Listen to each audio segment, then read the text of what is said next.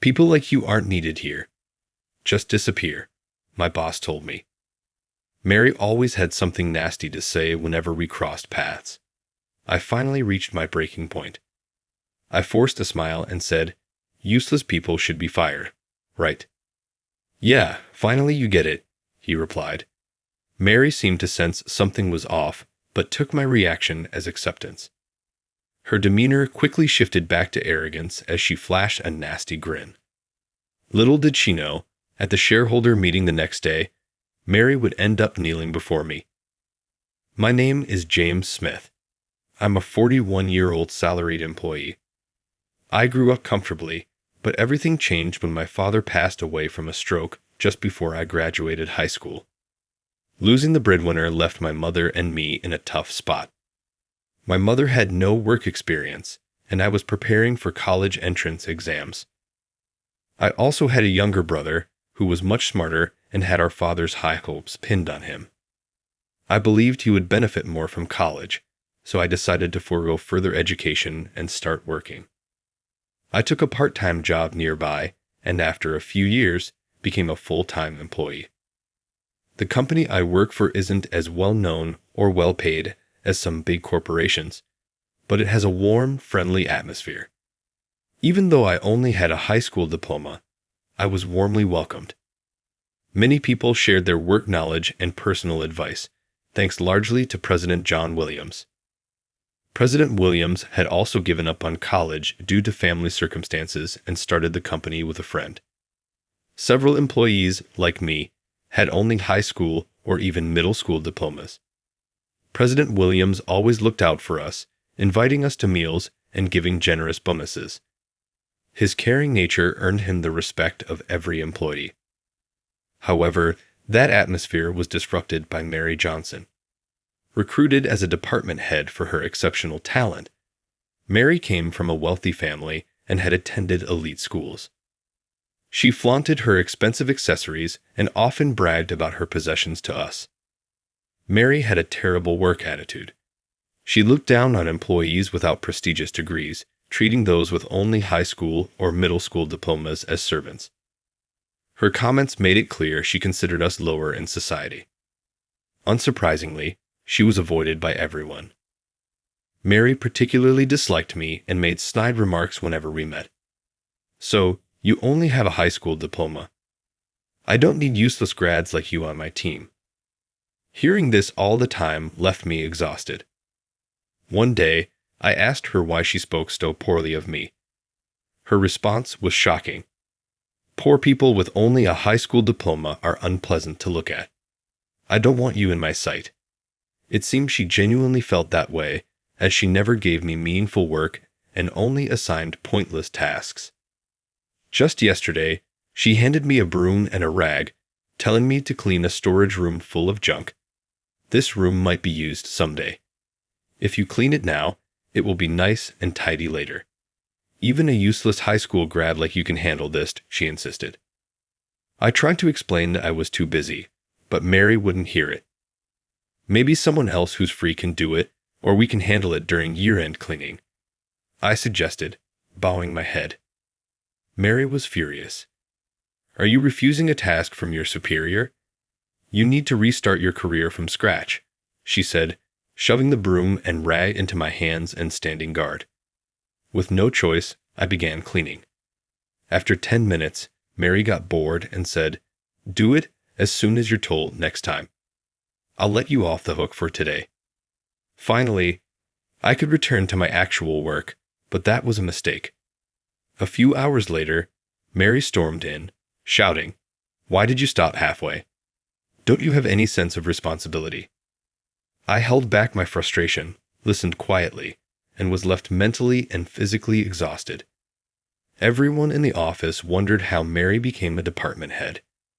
She had skillfully presented herself as a cheerful and kind elite during her interview, fooling the interviewers.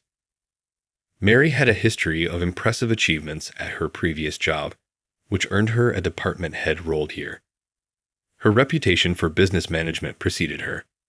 When she first joined us, she made a great impression on the president and other executives.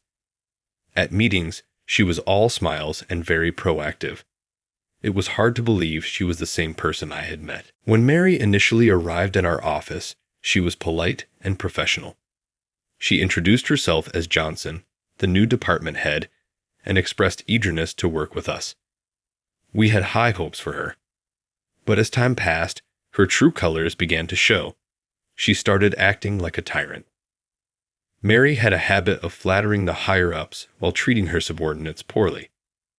Her behavior made other employees unhappy, and some even wished for a new department head. The office atmosphere became tense, especially with recent thefts of employees' money and belongings despite our attempts to enforce locker use and reminders not to leave things unattended. I was determined to catch the thief, but then a major incident occurred. One day, as I was about to leave for lunch, Mary stormed up to my desk and slammed a document down. "Don't think you can just go out for lunch. What are you going to do about this?" She thrust an email and a client complaint at me. The email read, "Your products are of the worst quality, frequently damaged, and overpriced. We are terminating future business." I was shocked. Mary accused me of sending the email, but I had no memory of it. I pointed out that the email wasn't even from my address. Despite my explanation, Mary was relentless. "Everyone else handling this client is a college graduate. Only someone like you would send such an offensive message." She insulted me, saying I was a menace to the company. Her accusations and insults pushed me past my limit. Instead of backing down, I decided to use all my power to teach Mary a lesson. I put on a forced smile and said, "Useless people should be fired, right?" Mary seemed to sense something was off, but assumed I had accepted her opinion. She quickly returned to her arrogant self, sneering at me. From then on, Mary made snide comments like, "It's refreshing not to have a nuisance around," or, "I'm glad to be free from babysitting an incompetent employee." Her cluelessness only made me want to laugh. The next day was the company's shareholder meeting. When I arrived at the venue, Mary saw me and confronted me angrily. "Why does a lowly employee like you here? This meeting is for insiders only." I calmly explained I was instructed to attend. Mary, ignoring me, started pushing me out. "Get out before you bother the president." I was at a loss, unsure of how to stay when I was being pushed out. As the shareholder meeting was about to start, the president arrived.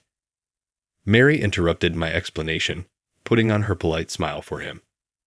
"This is James Smith." He was trying to attend the meeting without knowing his place. I was just sending him away. The president's expression darkened. "What are you talking about?" He turned to me. "Smith here holds 90% of the company's shares as a special controlling shareholder. Of course, he has to attend the shareholder meeting." Mary turned pale and stared at me, trembling. When I slowly nodded, she let out a short scream and collapsed on the spot. In reality, I own 90% of the shares of the company I work for. A shareholder holding over 90% of the shares is called a special controlling shareholder. Such a shareholder is a powerful figure with the right to demand that all other shareholders sell their shares through a resolution of the board of directors. This fact was known to employees at the manager level and above, but Mary was unaware. Mary had made herself disliked by acting high and mighty right after joining the company. No one bothered to inform her about the details. How could someone hold 90% of a company's shares? Normally, people own just a few shares, and even having more than 50% is unusual. Mary sat on the floor, mumbling to herself, clearly in complete confusion. Unable to watch any longer, the president began to explain. This company was actually founded by my father, who served as its president. However, when I was in high school, he suddenly passed away from a stroke. His best friend, who was the vice president at the time, took over as president.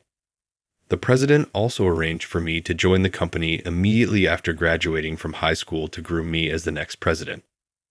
There were discussions about making me president right away, but it was decided that it would be better for me to gain experience first to avoid risking the company and its employees due to my inexperience. So, I inherited 90% of the company shares from my father and worked on the ground while learning management skills from the president. My smarter younger brother graduated from college and now works as the executive vice president. I'm glad to see Smith has developed into a competent Templar. I'm thinking about stepping down as president, and I told you this when you joined. Mary struggled to get up, mumbling incoherently. It seems you weren't paying attention. I just assumed he was an incompetent, low-educated person. She was clearly shocked by my true identity. Mary inadvertently let her true feelings slip and was immediately reprimanded by the president. Watch your language. A person's worth is not determined by their educational background. But I think it's wrong for Smith to hold 90% of the shares instead of reflecting, Mary argued with the president. It's just because he's the son of a former president that he holds 90% of the shares. I am much more competent and contribute more to the company. Judge by ability. I was utterly astonished that she would declare herself so superior. The president seemed to feel the same way, letting out a deep sigh before speaking in a low voice. Smith is far more competent than you. He listens to the employees' needs, constantly improves operations, and boosts workplace morale. I do that too. Mary tried to compete with me, only making the president angrier. Don't be ridiculous. Do you think I'm unaware? I've heard reports that you're harassing other employees instead of boosting morale. The president's face hardened as he began to reprimand Mary for her behavior. You put on a good face for me and the upper management, but I've been informed about your horrible treatment of subordinates, looking down on people based on their education, assigning unnecessary tasks, and disrupting their actual work that was meant to help them grow their abilities. Mary continued with her weak excuses, but the president wasn't buying it. Enough. You don't need to say anything more. Besides, you are neither an executive nor a shareholder, so you don't need to attend the shareholder meeting. I already sent an email about this. What? I thought it was a mistake. I'm an extremely competent employee, right? I figured the president must have made an error in the recipient list. I was eager to attend today to assume the president made a mistake and then crashed the shareholder meeting. This showed just how brazen Mary was. The president sighed deeply and turned his back to her. Regardless, you weren't invited today. I'll be calling you in tomorrow, so go home for now. But I'm a highly valued department head. I'm essential for the shareholder meeting, Mary persisted. The president sternly ordered her to leave, and she finally retreated. Watching the entire scene unfold, I was thoroughly astonished. The president was usually very gentle, treating employees like family. I had never seen him this angry, even though I had known him for a long time. This incident clearly deeply angered him. After that, the shareholder meeting concluded without further issues, and I prepared to head home. It had been a hectic day with Mary's interruption and the president's anger, so I planned to relax once I got home. I had no idea another incident was waiting for me. As I left the venue and headed toward the taxi stand, I heard hurried footsteps behind me. I turned to see Mary sprinting toward me. She quickly caught up and stood in front of me, blocking my way, breathing heavily but grinning. Oh good, I made it in time. Why are you here? I thought you had left already, I said, puzzled. Could she have been waiting outside until the shareholder meeting was over? Mary ignored my suspicious look and started talking with a creepy smile plastered on her face. The president said he would call me in tomorrow, but I have a bad feeling about it. I thought I'd ask a favor from you, Mr. Smith. A favor? I had a bad feeling about this, and my face must have showed it. Mary suddenly bowed deeply. I'm sorry for everything I've said and done. I'm apologizing, so could you please say some nice things about me to the president? You're not apologizing because you feel bad. You just want to escape blame. I refuse. I firmly rejected her and tried to leave, but Mary spread her arms wide, blocking my way. She kept bowing repeatedly while holding her arms up, like in a bizarre dance, attracting a lot of attention. Unfortunately, it was a busy street, and the stares from passers-by were painfully obvious. When children started giggling at her, Mary finally seemed to realize how embarrassing she looked. Anyway, make sure to support me tomorrow. I'm your boss, remember. Shouting this, Mary ran off as fast as she had come. She tripped spectacularly, drawing even more attention, but I pretended not to notice and quietly left. The next day, when I arrived at work, Mary, with her leg wrapped in a bandage, approached me. I hurt myself after I fell yesterday. I scraped my leg and got bruises. It was awful. Is that so? What a misfortune, I responded coldly. If it had been anyone else, I would have shown concern, but considering everything she had done to me, I felt no sympathy. More importantly, doesn't the president have something important to discuss with you? Right, Mary said. I was told to go to the president's office as soon as I arrived. Since I was also summoned by the president, I reluctantly accompanied Mary.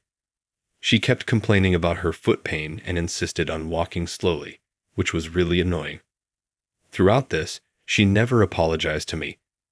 I felt justified in not forgiving her. As I knocked on the president's door and entered, we were met with the president's sternest expression yet. The moment she saw the president, Mary straightened up as if she had never been complaining about her pain. Good morning, Mr. President. What can I do for you today? If someone hadn't witnessed yesterday's argument, they might think she was a polite woman, but the president wasn't fooled and looked at her with a cold stare. It's too late to try and fix your attitude. Your punishment has already been decided. Punishment? What do you mean by punishment? Mary turned pale, but the president continued without hesitation. You are being dismissed for misconduct. We no longer need you at this company. You mean I'm fired? This punishment is too harsh. Mary tried to approach the president but stumbled due to the pain in her injured leg. The president remained unfazed and calmly continued his explanation. As for the reasons for your dismissal, first is your harassment of subordinates. I haven't harassed anyone. I'd admit I'd been strict, but it was to train my subordinates. Despite having me as a witness next to her, Mary boldly insisted on her innocence. The president furrowed his brow deeper and pulled out a voice recorder. This voice recorder contains your abusive remarks. When did you? While Mary stood in shock, the president pressed play. Her familiar nasty comments about education and job positions played back, leaving not only me and the president, but even Mary herself turning pale. Did I really say all that? Both I and the other employees endured your abuse every day. Can you understand our suffering and anger? My words caused Mary to waver. I'm sorry. It was the first genuine apology I had ever heard from her. But her offenses didn't end there. The second reason for your dismissal is that you caused trouble for our clients. Just ask Harris Smith. The president then produced the document detailing the email incident from the day before the shareholder meeting. An investigation of our company computers revealed that the email was sent from your computer. Do you have any explanation for this? I'm sorry. I wrote that email. Faced with irrefutable evidence from the computer investigation, Mary finally conceded. Mary, who had admitted her guilt in a low voice, finally began to explain why she had harassed me so persistently. I worked hard to graduate from an elite university and struggled to become a department head, but Smith, with just a high school diploma, was liked by the other employees. It made me so angry, so I thought I'd scare him a little. It was just a prank. I didn't mean any harm. Her selfish reasoning made the president slump his shoulders in exasperation. Don't make childish excuses.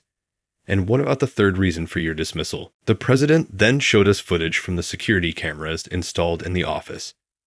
The video clearly showed Mary sneaking around and searching for valuables.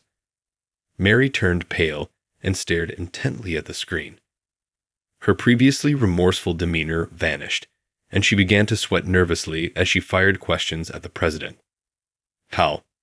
I checked all the security camera positions. I shouldn't be on tape. Recently, employees' wallets and personal belongings were being stolen, so we installed additional security cameras. Even as a department head, you resorted to theft. What were you thinking? Scolded by the president, Mary lost all her strength and slumped to the floor. She hung her head and began to sob, but eventually she started to speak the truth. The truth is, I bought too many luxury items and went into debt.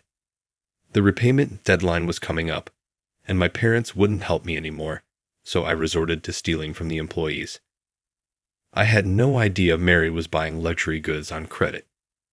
Not being able to repay with her salary and being abandoned by her family left her in a dire situation. Why didn't you just sell the luxury items? I muttered. Mary burst into tears. I did sell them, but they said they weren't popular or had scratches, so they didn't bring in much money. I had held off on her dismissal, thinking there might be some reason behind her actions until I heard her side of the story. But after reviewing the evidence from the voice recorder and security cameras, it became clear that her reasons were petty and that she was a much worse person than I had imagined. It took some effort to gather all the evidence, but I'm glad I consulted the president and we made the right decision. Mary, please reflect and atone for your sins. As I spoke my final words to her, she cried and said, I'm sorry, but I couldn't believe her words until she truly paid for her actions.